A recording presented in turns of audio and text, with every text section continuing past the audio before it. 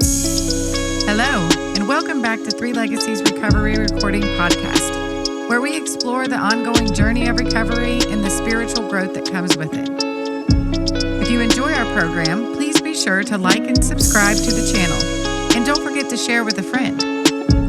Please note that the views expressed on this podcast are solely our individual views and do not represent any official stance of any 12-step program. We are not affiliated with any specific recovery organization, and this content should not be considered professional advice for alcoholism or addiction.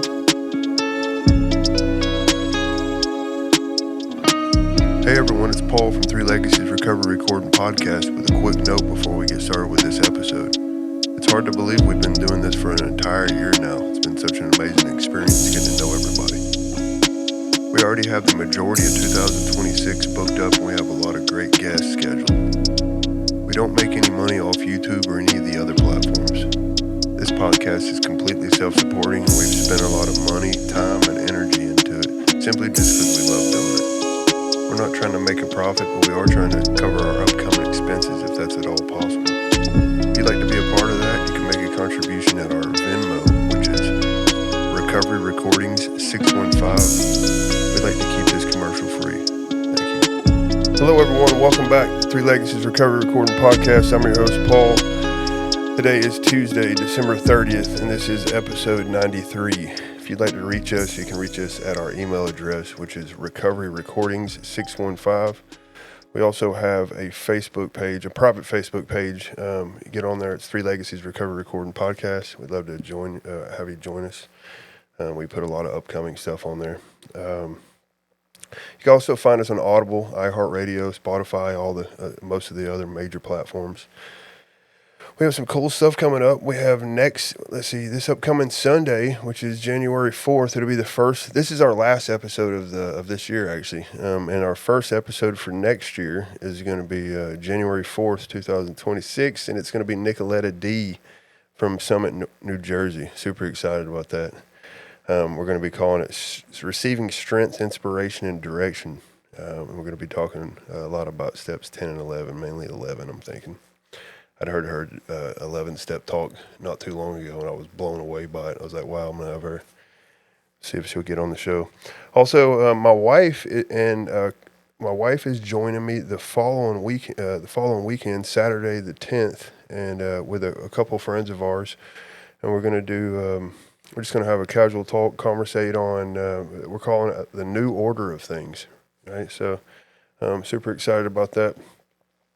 My prayer here today is that something spoken touches someone's heart, draws them closer to the Spirit, and helps them receive strength needed to keep moving forward with healing, hope, and renewal. I'm super excited about tonight's guest joining us from Blairstown, New Jersey. How's it going, Chris?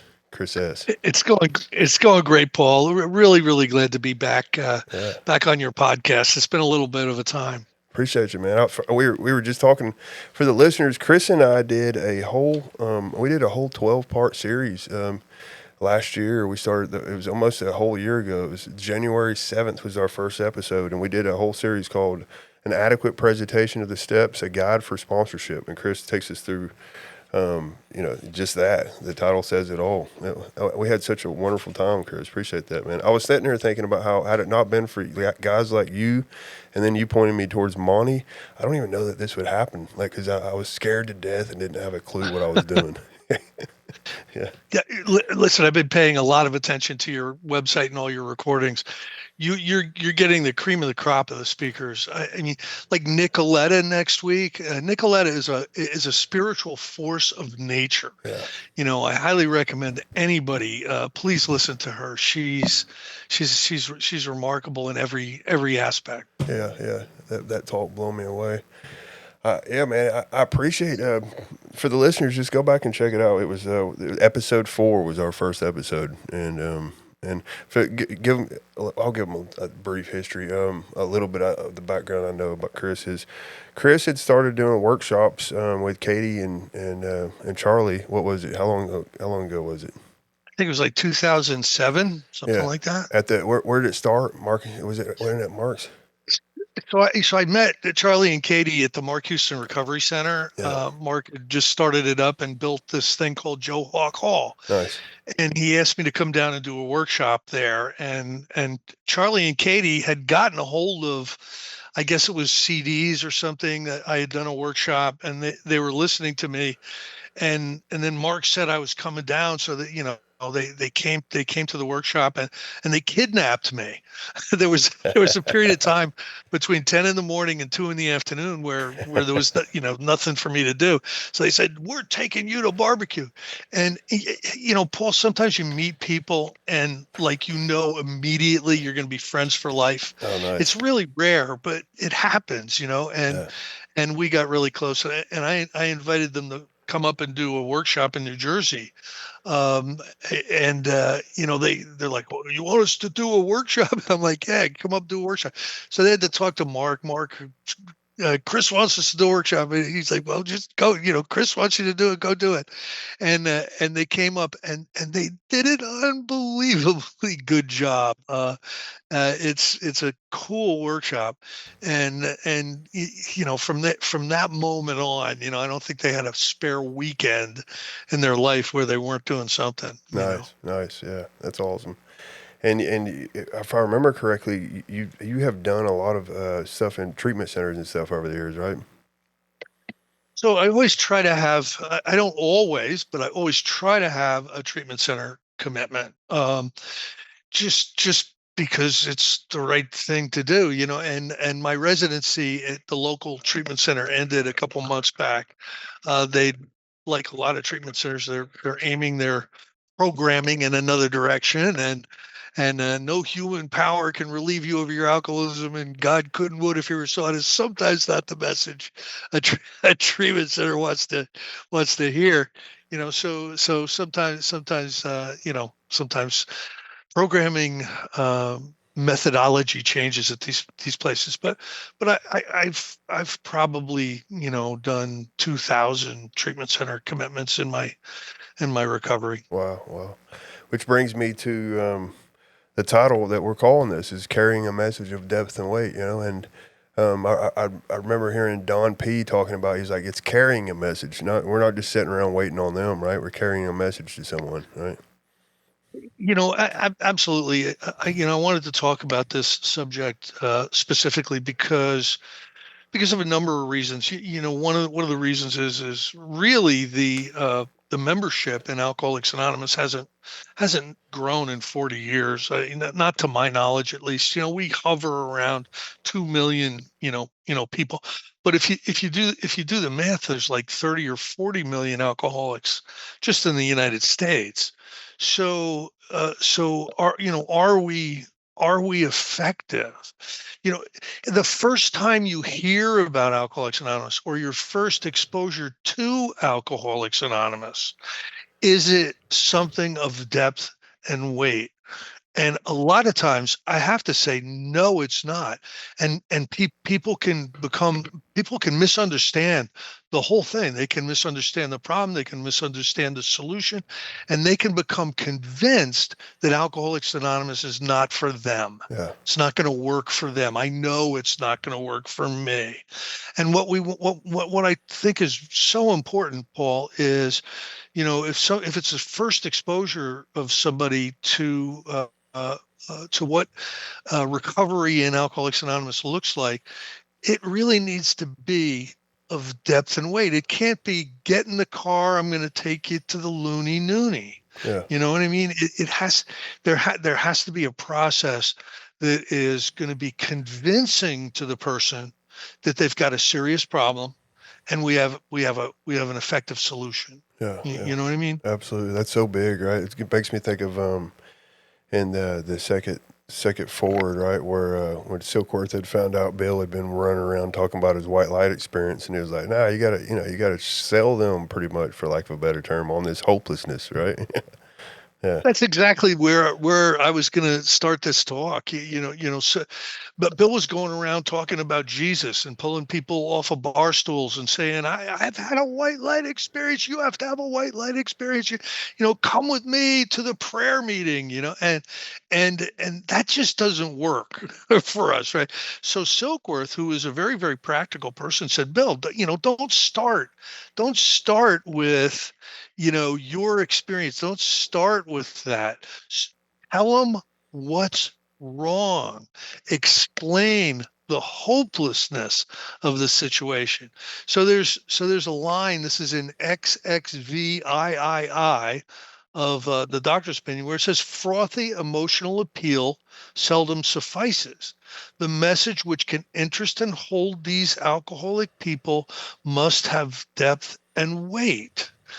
And that's so true. I can't tell you the mistakes I made in my early days. I was about getting them in the car. And if they were in really bad shape, it was about getting them to the treatment center and putting them in for 90 days or something. You know what I mean? And just like this is the fellowship. This is the fellowship. This is the fellowship. And that worked, some, but over the years I've shifted the way I do this. And really what I try to do, Paul, is I try to follow the directions that's in the chapter Working with Others. And I think that's the explanation of what a message of depth and weight can look like. It's kind of explained in that chapter. Nice. Yeah. It's good stuff. And for the listeners, again, I'm going to refer back to the series we did previously. We went through step by step, and we actually did 2 parts, if I remember correctly. The first visit and the second visit, whenever we did the end of the series, we did 2 parts on step 2. That was awesome. Yeah. I love what you're saying with this. Also, I want to plug real quick some of the stuff that you had done with Monty. Over at Take 12 Radio, Monty had been really very inspirational. When Chris hooked me up with Monty when I first started doing all this, and because I had no clue what I was doing, and I kind of mentioned that to Chris, and he pointed me towards Monty. But I wanted to go first off, give a shout out to Monty over at Take 12 Radio. They're doing wonderful things over there. They got Come to Believe Radio.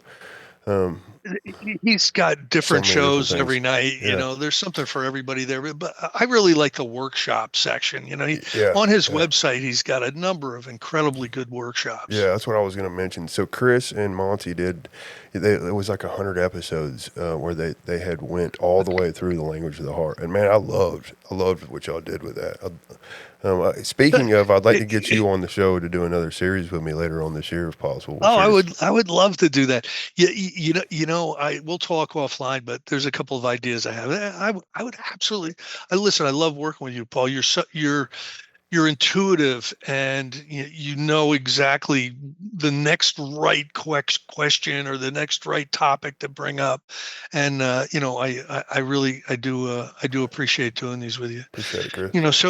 So I want to talk a little bit about the topic here, the depth and weight message. All right, now I'm going to start with a story.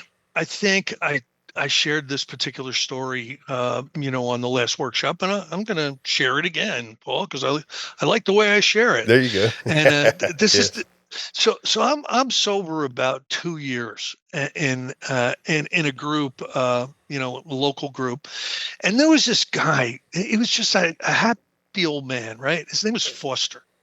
And Foster had gotten sober in 1958. Wow. And this is 35 years ago, right? So he was still around, and he took a liking to me. Now, what I recognized today, looking back, was he recognized me as a real alcoholic. Yeah. Okay, and he wanted to help. And so I was doing illegal, terrible electrical work on the side, to make extra money because I was a bad electrician at that point in time. And he knew that. So he invited me over to his house to install a paddle fan or something. I hope it didn't fly down and decapitate him and his wife, because it was over his breakfast table. But anyway, he got me over there, and he did. In effect, he did what it asks you to do in the chapter Working with Others.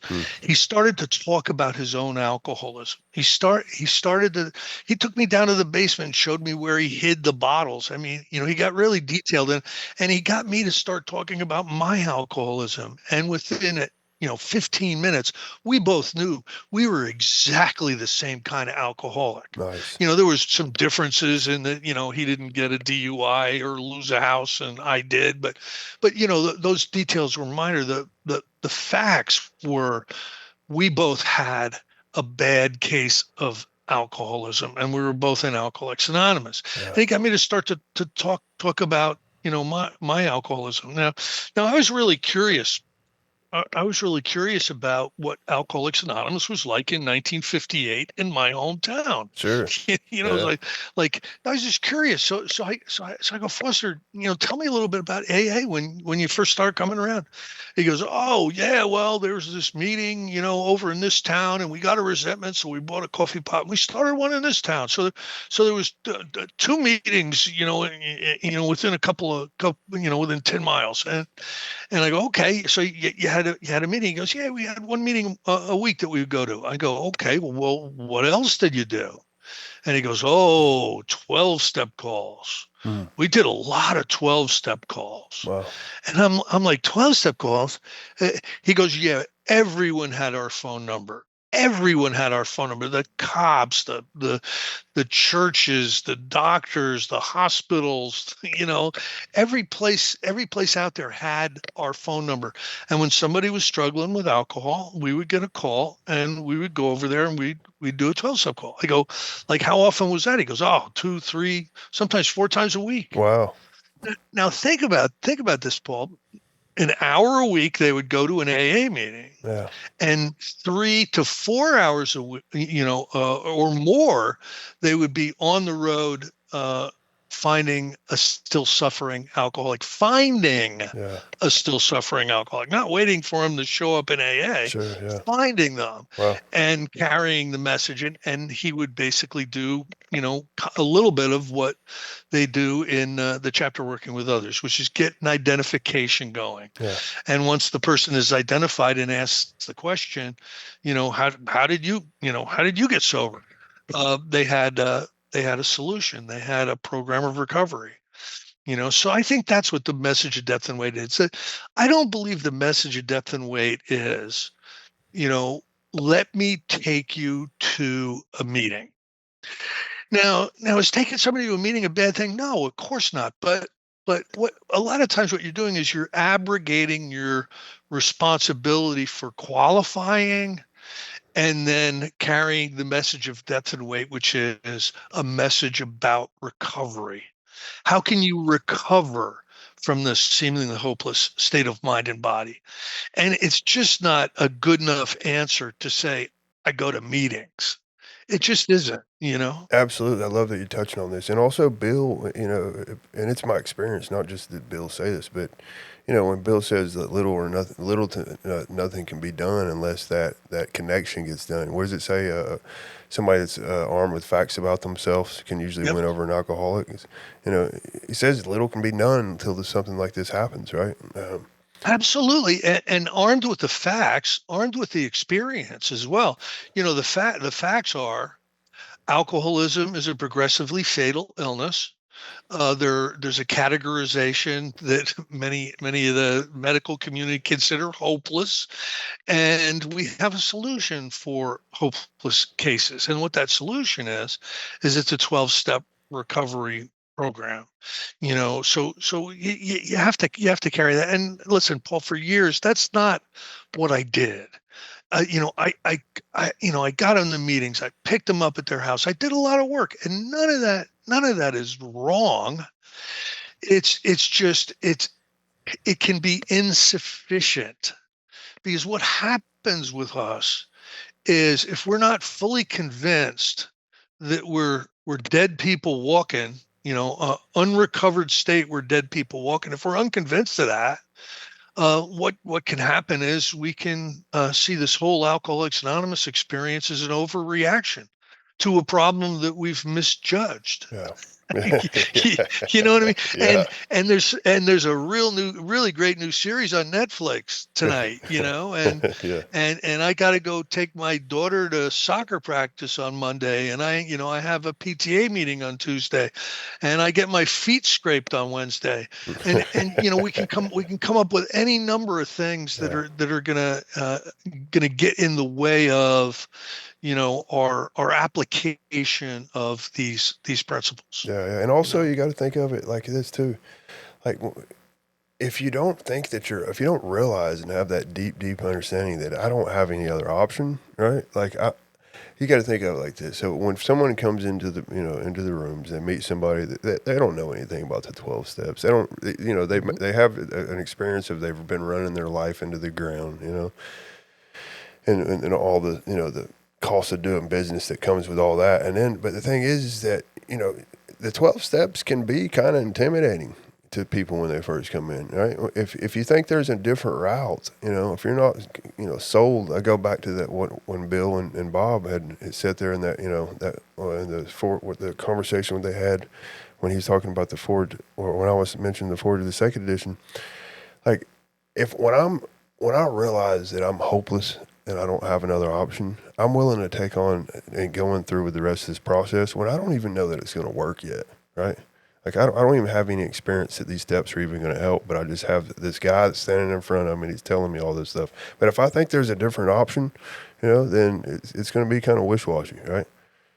Yeah, it doesn't sound like it, it's going to work. So becoming convinced in what alcoholism is, and that's basically an obsession of the mind coupled with an allergy of the body. And what that is the allergy is the phenomenon of craving. Once alcohol goes in your body, you're gonna keep drinking it, almost every single time. You just keep drinking and you get drunk. And the other part is no matter how many promises you make or decisions you make not to drink it anymore because of the consequences, you drink it again. You don't have the power to stay separated from it. You don't have the power to control it when you drink it, and it's progressively fatal. And to get somebody to that point, you can do it, but it doesn't happen in a meeting. It happens one-on-one, where you're identifying with your alcoholism with another person's alcoholism. And every once in a while, you sit down and you qualify somebody out. You see that you're sitting in front of somebody who hasn't lost power, choice, control. They had a DUI. They had a bad day. And in that case, you can say, hey, come to meetings, but you don't necessarily have to spend your one-on-one time. You're working with others' time. Yeah. You know what I mean? Absolutely. And so we help to qualify somebody. Yeah. I'll tell you this other story. I've done a lot of work with the VA. There's a VA hospital not far from me, and I was bringing meetings in there, and I ended up sponsoring a bunch of people. And I was sponsoring this one guy, and he went off to drink himself to death, and they found him in a foxhole that he had dug out in the woods, and they dragged him off to the VA. He was near dead, and he'd been in and out of AA 1,000 years, and he'd tried everything, and he'd been to treatment. And I started working with him, and I brought him over to my house, and I cracked open the big book, and I started to go through There's a Solution and More About Alcoholism to really explain to him what the first step was. And he started crying. Paul, he broke out into tears. I'm like, what's wrong? What's wrong? He goes, no one ever told me. Wow. Now, maybe somebody did tell him. Sometimes the receiver is the thing that's faulty. Not the transmitter.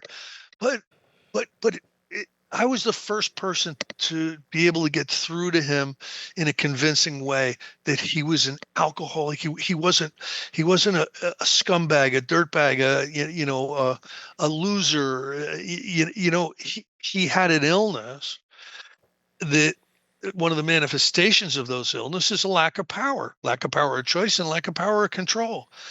And I said that's not the worst news you're going to hear today, because we've got a solution, and when you can really get through to somebody like that, what you do is you improve their staying power in AA. Paul, as well as I do, people come and they go. I was at a beginners meeting last night where there was probably 8 people with 90 days, less than 90 days. And if everybody stayed, we wouldn't be able to hold the meeting in giant stadium. Yeah, So it's true. over the years, if every single person stayed, and so that people come and go, and there's many reasons for that. Some of them realize they're not an alcoholic. Some of them realize they haven't lost power, choice, and control, and they go off and put together decent lives. But many of them don't become convinced that Alcoholics Anonymous is the solution that they need. And that's our fault. Mm. It's not their fault. It's Amen. our fault when that Absolutely. happens. Absolutely. Don't you agree? I do completely agree.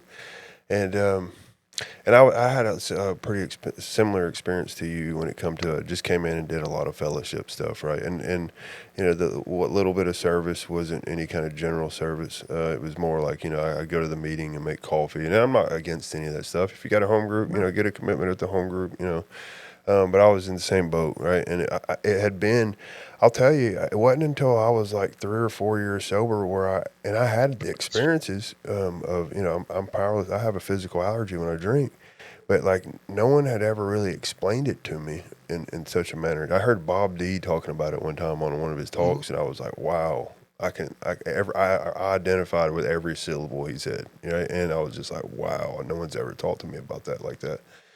And Nobody's better than Bob at telling a story to emphasize a point in the recovery process. oh yeah, yeah, He's always got the perfect story. absolutely, absolutely, yeah. So, and that was the thing. So it was I was in the same boat. We had mentioned earlier about how for the first few, whenever you actually found the program in the big book and you started sharing this with people, I lost, a lot of people wasn't trying to hear any of this stuff in my circle at the time, right? So I was in the same boat as you with a lot of that stuff. But yeah, no, same boat. And my life changed completely after that. With the way I connected with the guys, the way I'd carry guys through the book, all that completely changed when I had an understanding on what this was really talking about, the identification process. And I completely agree with, it's our responsibility. It's also our responsibility to be, sharing traditions and stuff like this with them too, because no one, let's just get honest, no one wants to come in and just, oh, I know what the problem is. I know what I need to do. I know this. We're self-serving, selfish people, and if there isn't a message like that, that really, like what we're sharing is with depth and weight. It's not really, it's not attractive to them, if anything, right? Yeah, absolutely. There's another aspect to this, and that because of an experience I had yesterday, I think it's responsible to share this, that we favor hospitalization for the befogged. Mm. Now, how I interpret that 1939 language is this: some people who we get exposed to are going through a detoxification process, right? Yeah. And and if that's the case, a lot of times medical surveillance is necessary. A detox, even an ER. The difference between a detox and an ER: a detox really knows what they're doing. An ER, what they'll do is they'll just monitor your vitals and make sure you don't stroke out, Yeah. and they'll keep you physically safe, but there's not going to be any recovery process. Soon as you're safe to go, they'll let you go. A detox will give you 4 days or 7 days or whatever, and really kind of pay attention to you. But we favor hospitalization for befogged. I get a phone call yesterday and it's a family member. This individual is a surgeon. He's a medical doctor, and he calls me because you got to help me. You got to help me with my brother. So I'm absolutely, and here's the thing: we have to let people know we're available for this Absolutely. stuff. Okay, Yeah. people, like, lots of people need to know that we're available for this. That's just the responsible thing to do. So I get in the car and we drive over to his house. Uh, and we take him to a detox, and we're going to be, that's not the end of it. You know what I mean? Like, dropping somebody off at the hospital and driving away is not the 12-step call. What that is that's getting somebody to the hospital that we recommend because they're befogged. That's a whole different thing. But get them medical surveillance, and then the 12-step work starts when they get out. You know what I mean? It Yeah. starts when they get out from the place. Yeah. Good stuff. Yeah. Love it. So over the years, I've had a lot of experiences, and again, since I've really tried to you know tried to hone in on the material that's in the chapter working with others and make it a part of my approach and what I communicate to people. And each instance is different, each person is different, so each approach is a little different. But the information, I really start with, letting them identify with me. If they and I've got stories galore that I can tell, and if you are an alcoholic, you're going to recognize right away, that we're the same. And then really talk about how many times I tried. Paul, how many times do you try to not drink, or try to not do something stupid, or try to get better, or try to be a better person, or try this, or try, wasn't that an abject failure? Absolutely. Yeah, and that's exactly where the person is going to be if I'm talking to them. Yeah. They're going to be at the end of a huge line of failures. Yeah. And I'll try to say that's an aspect of this illness. You know what I mean? You're not subject to bad breaks, misunderstandings, stupidity, and lack of any moral character. Yeah. That's not what this is. Amen. What this is it's an illness, an unorthodox illness that that presents as a lack of power, choice, and control, and that leads into all kinds of unmanageability in one's life. Yeah. Now, identifying that as what it is sets the stage for what the solution is. And I'm going to say this again. I've probably said it 6 times already. The solution isn't let's go to a meeting. Yeah. That's not what the solution is. Are meetings good? Do we want to ultimately get them to join our fellowship, our society, and so that we can do together what we cannot do on our own? Absolutely. But you can be doing more harm than good, grabbing somebody and taking them to the loony noony. Oh yeah. I'll tell you, this is my personal experience. I was drinking myself to death. It's like 1983, and somebody was moving up from Texas and didn't have a place to stay. So I let them stay at my house for a month while they looked around, and I was drinking every night, drinking like a goat, and we talked about it a little bit, and I said, yeah, I'd like to quit, would you take me to AA? I hear take me to AA. So this is what happened. The guy took me up to an AA meeting. I was drunk, figured that would be appropriate for an Alcoholics Anonymous meeting. Like, that's how little I knew about anything, right? So I went up there. I wasn't pass out, blackout drunk, but I had a good buzz on. And I remember walking into the room and somebody beelined for me and shook my hand, introduced himself. I'm like, who's this guy? And he starts talking about sponsorship. Like, yeah, I sponsor, I sponsor. Now, I had no idea what he was talking about, Paul. I used to race motorcycles. So, and I was sponsored by a Suzuki dealership, right? And the guy would give me gas money and pay for my entry fee and everything, if I wore his shirt. And, that was a sponsor to me. And Yeah. I'm thinking, this guy wants to give me gas money.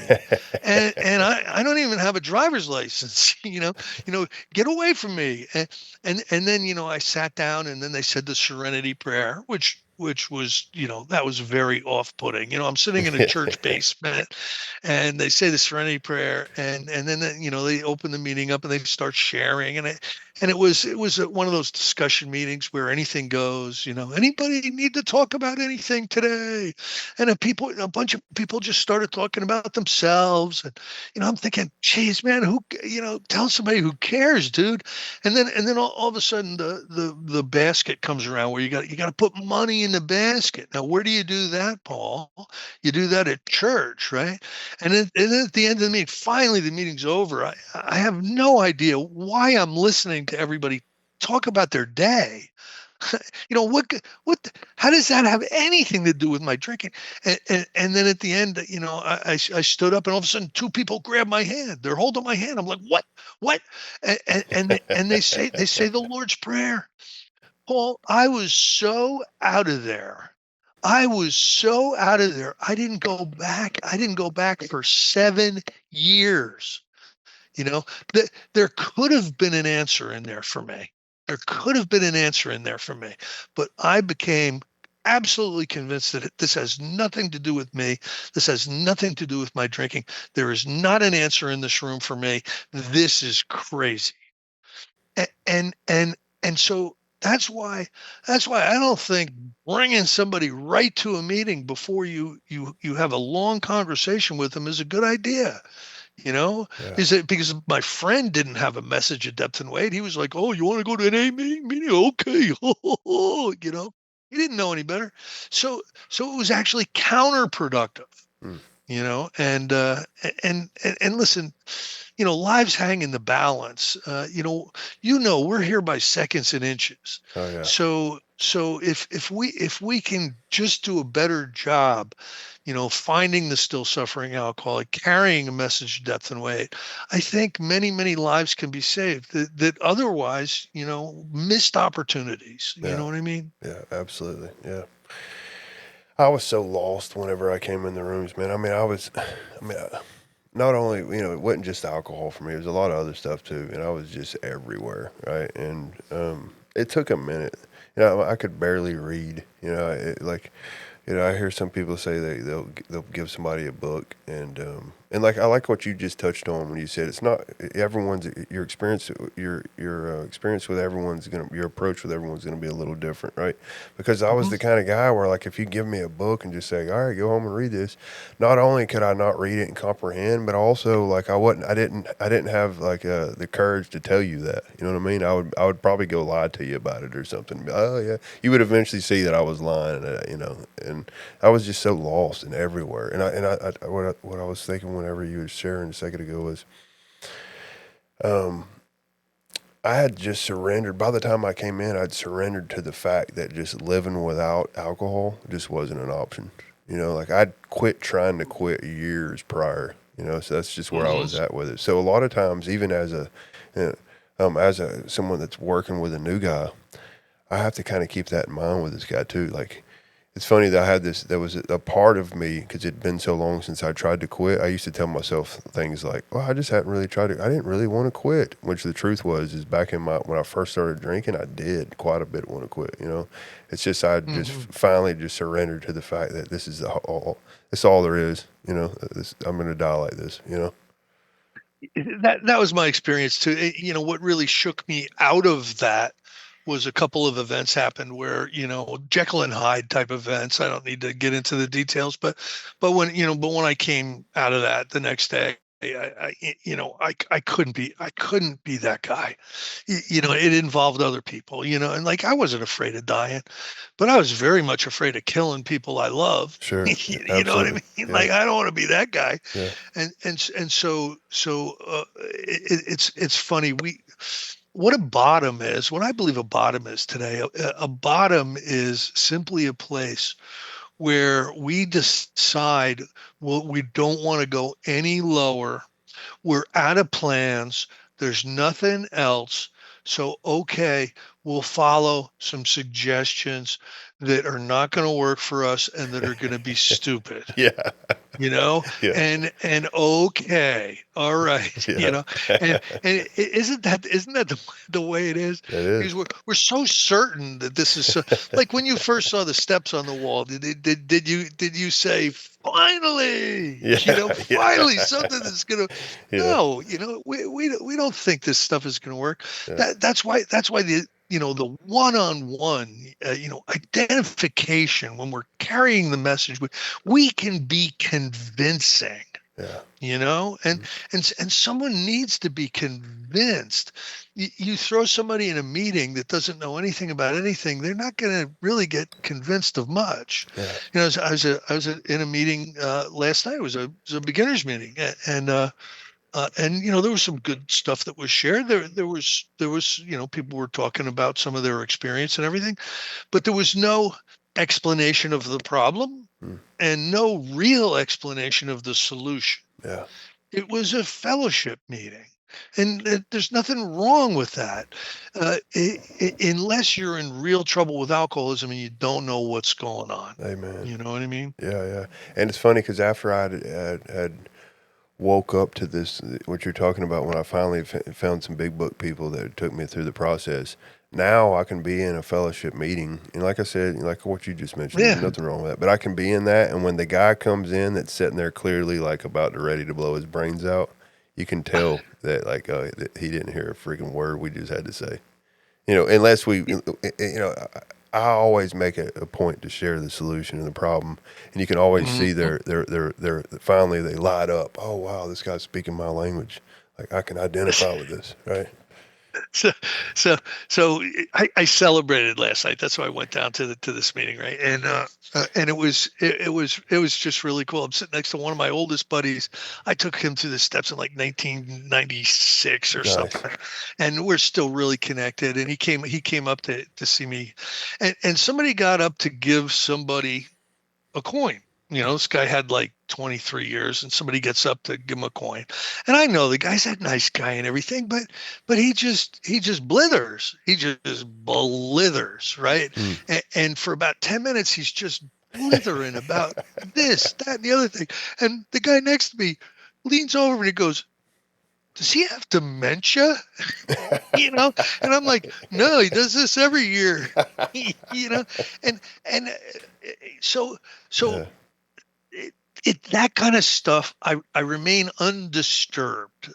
It doesn't personally disturb me. Yeah. Do I think it's a responsible way to be in the rooms? No, because you're completely unconvincing as anything except a blitherer if you're going to blither. But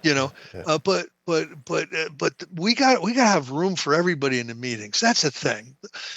The meetings are going to have everybody. Amen. As they should. Sure. They're going to have people that are alcoholic curious. Yeah. They don't know if they're alcoholic or not. It's the fellowship is going to be filled with people. And I'll say this: if an alcoholic walks in, it's our responsibility to connect with them, because if we let the meeting do what the meeting does to them, they're going to be like I was, unconvinced that this is an adequate solution. Yeah. Because the sharing meetings are inadequate as a solution. It's part of our triangle, and the triangle is we're part of a society, and we need to hang together, and we need to fellowship with each other, and we need to communicate with each other, and we need to support each other. And within that construct is all kinds of craziness. Yeah. and it's okay if you've been sober 10 years and you've gone through the steps and you're sitting there and somebody's blithering. It's fine for you, Yeah. but it may not be fine for that new guy that just walked through the door, that hasn't had a message of depth and weight, transmitted to him. So again, a call to action. Let's do a better job with the still sick and suffering alcoholics as far as communicating with them, and let's not expect the fellowship to do what the fellowship was never designed to do, Yeah. which is convince somebody they're an alcoholic and offer them a solution. Yeah. You know, you don't go through the steps in a meeting. Yeah. You go through this. That's side work that you Yeah. do outside the meeting. Yeah. You know what I mean. Yeah. And somebody needs to help you understand all that stuff. So Yeah. I think it's our responsibility. Absolutely. And it's in the common theme over the last few episodes. Judy had mentioned to us a few months back that Don used to always say that, the real work of AA is what we're talking about. The first 11 steps get you ready for this, right? Get you ready for the real work. And I'll tell you, I have such a respect for my last sponsor, Larry C. in Murfreesboro. He passed away about several months ago. But I'll never forget. He was the guy in the meeting and when I was in the fellowship recovery part of life of my journey, I'd seen him at a few meetings, and he was the guy over there that always talk about a message of depth of weight and bring up Big Book and the 3 Legacies and stuff. And I'll never forget, I used to get so salty at him, and then like a few years later when I'm dealing with untreated alcoholism and I needed somebody that really knew the book, I got a hold of him, and one of the first conversations we had, he said, Paul, he said, you hear a lot of stuff in Alcoholics Anonymous meetings that don't have really anything to do with Alcoholics Anonymous. And when he said that, I didn't have a clue what he was talking about. Right? I had no clue what he was talking about. And my life, really, it was a big pivotal point of my life, which was just getting to know him. He was an old school guy, and everything we were talking about on this conversation, I discovered, I had a first person experience with a lot of this stuff just through conversation and him walking me through the process. He was the first person who ever talked to me about identification. Like, wow. Yeah. God bless those people. We've all come into contact with people who, whose whole deportment shouts that they have, an answer. And we've experienced those people in the past. The first ones I experienced were on tape. There wasn't anybody in any of my groups that was talking more than superficially about the steps. Yeah, sure. And so the message of depth and weight was through tapes. But you and I've met so many people that are so inspiring and and so experienced with this stuff that it's becoming orthodox today in Alcoholics Anonymous to work with others. And when you get a sponsee or something like that, to bring them over your house or meet with them somewhere and start going through the book Alcoholics Anonymous, that's becoming orthodox. And I got to tell you, at least in the Northeast, that was not an orthodox approach until past couple of decades. It started to happen. Now it's almost rote. You know what I mean? It's almost expected. Nice. In some of our areas, and so there's been a shift from the fellowship heavy, piece of the triangle, and it's balancing out. Yeah, and the recovery point of the triangle is taking an increased emphasis today. Nice. And that's there's some people that have been pushing for that for years, and it's been a slow change, but things have really changed. You have a better chance of survival if you're an alcoholic. You have a better chance of survival in AA today than I think you did 30 years ago. Yeah, I love that you touched on the 3 parts. I used to hear Mark always say, he was only in one part of a 3-part program, right? And I didn't understand what he was talking about at the time. And then, me and some buddies went through the Big Book Awakening, and in the beginning of that, it talks about as you draw the circle and triangle, and ask yourself certain questions, which I currently do with guys. And man, it was just like, wow, it just opened my eyes up to so many different things. Yeah. So think about this, a balanced Alcoholics Anonymous experience would be to emphasize the three areas of the triangle. Let's say, okay, fellowship, meetings, Yeah. recovery, the 12 steps, applying 10, 11, and 12 if you've already gone through the steps, applying those on a daily basis, and service, having a service ethic and having service commitments. Yeah. And Bill Wilson used to describe that as like a three-legged stool. So if you're consistent with all three of those areas of the triangle, Mm-hmm.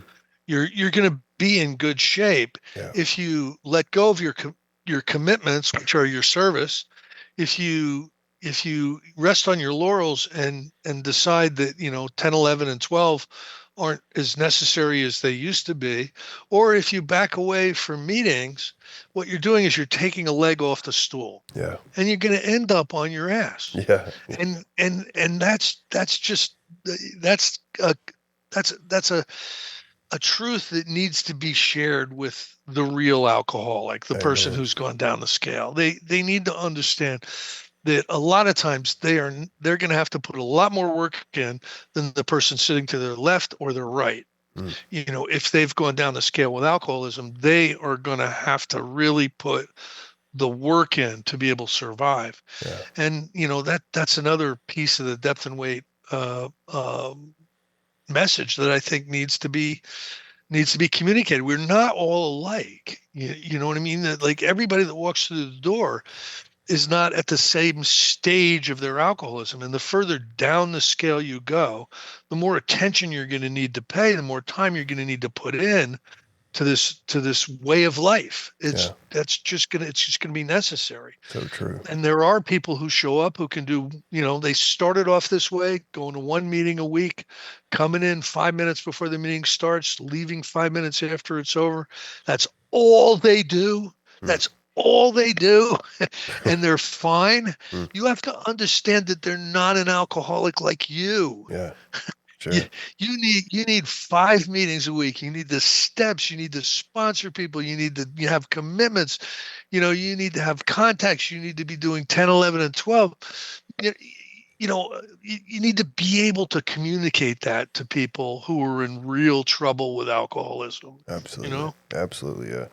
I'll tell you, I heard this not too long ago, and it's my experience. Everything you're talking about, it's given me. What recovery's done is it's given me smart feet, right? There's been times where I could look back over like the last few years, and there may be like maybe a few weeks here and there where I was going through like a little bit of depression, right? But it didn't matter. Like I'd been training my feet. I know what to do. It doesn't mean I don't let my feelings dictate what I'm doing. I still have all these things I'm doing already on a regular basis, and working with guys is definitely, the highlight of it. And then, in service commitments, I just rotated out here and tomorrow, this year, I just rotated out of the treatment position for my district. And my last, again, Larry C., he's the guy that got me into general service. He was one of those old school guys. And for him, it was all, we do all this, Paul. We do all of it. Mm-hmm. I'm grateful for all these experiences. Yeah. Yeah, those three legacy sponsors, they're fewer and further between, and if you have one, you cherish it because of the experience that you have. Yeah, you know what I mean. Absolutely. Well, man, this has been awesome. You're such a great communicator, and you're always you speak in such a way where you make all this stuff interesting, and I appreciate that, man. I appreciate you. Somehow I stay out of trouble saying the things I say too. I don't really know. I don't know how I get away. I don't know how I get away with it, Paul. Nice. Yeah. Well, you wanna add anything else to this, or? The one thing that I would say to add to this is, if you want to be happy, help other people be happy. Nice. If you want to recover, take other people through the recovery program. Nice. If you want to really learn it, teach it. Carrying this message of depth and weight is going to be probably the most significant thing for you. It won't look that way when you get the call at 11 o'clock at night, to go talk to somebody who needs to quit drinking. But it's going to be the most significant thing that will cement you into this way of life. Nice. and you won't be going nowhere. You are not going to be somebody that drops out if you're doing this work, if you continue to carry this message of death and way. It's the best thing you can do for your own longevity as an alcoholic. Most alcoholics die of alcoholism. Paul, hopefully you and I are going to die with alcoholism, not from it. And because it's a brutal death. Listen, last 3.5 years, I worked in a hospice. I know what an alcoholic death looks like. You don't want to be there, So what can you do to to absolutely ensure your immunity from alcohol? Intensively work with other alcoholics carrying a message of depth and weight. So, that's what I want to leave everybody with tonight, Paul. Amen. Enlarging our spiritual life through self-sacrifice, right? Mm-hmm. Yeah, divinely distracted, right? Yeah. So, thank you so much, buddy. And let's stay in touch. Stay on here for a minute. I'm going to close this out, and then let's talk about a couple of things, maybe some more possible dates. All right, everyone. Thank you so much, and have a wonderful night. Till next time. Hello, and welcome back to Three Legacies Recovery Recording Podcast, where we explore the ongoing journey of recovery and the spiritual growth that comes with it. If you enjoy our program, please be sure to like and subscribe to the channel, and don't forget to share with a friend. Please note that the views expressed on this podcast are solely our individual views and do not represent any official stance of any 12-step program. We are not affiliated with any specific recovery organization, and this content should not be considered professional advice for alcoholism or addiction.